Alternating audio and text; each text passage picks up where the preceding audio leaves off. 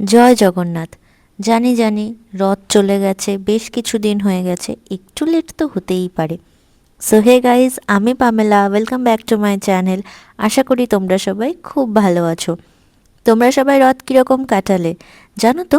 আমার বাড়ির ওখানে বিশাল মেলা বসেছে, যেটা ছোট থেকে প্রত্যেক বছরই বসে, কিন্তু এবার আমি যেতে পারিনি। এবার বাড়িতে যাকেই জিজ্ঞেস করছি যে মেলায় গেছিস, একটু ফটো দেখা, একটু ভিডিও দেখা, তাহলে তো ভালো লাগবে। সবার মুখে একই কথা, আর না এখনও যায়নি। তো দেখা যাক, যবে যাবে তবে ভিডিও পাঠাবে। আর আমাদের ওখানে মেলায় একটা মেইন অ্যাট্রাকশান ছিল চিত্তকাকুর জিলাপি, যেটা আমরা প্রত্যেক বছর মাস্ট খেতেই হবে। এটা একটা রিচুয়ালের মতো হয়ে গেছিলো যে চিত্তকাকুর জিলাপি খেতেই হবে।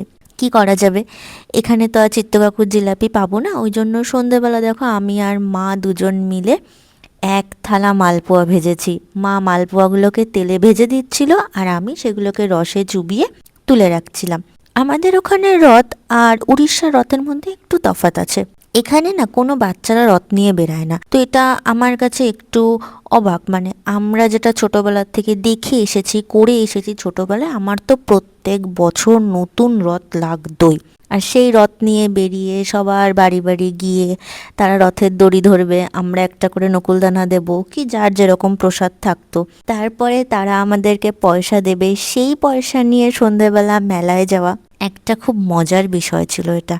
আর কেউ যদি 10 টাকা দিয়ে দিত, তাহলে একেবারে সেদিন তো আমরা লটারি পেয়ে যেতাম। আমার এখনো মনে আছে, দীপ যখন ছোট ছিল, দীপ একবার ঘুরে ঘুরে 45 টাকা পেয়েছিল মোট।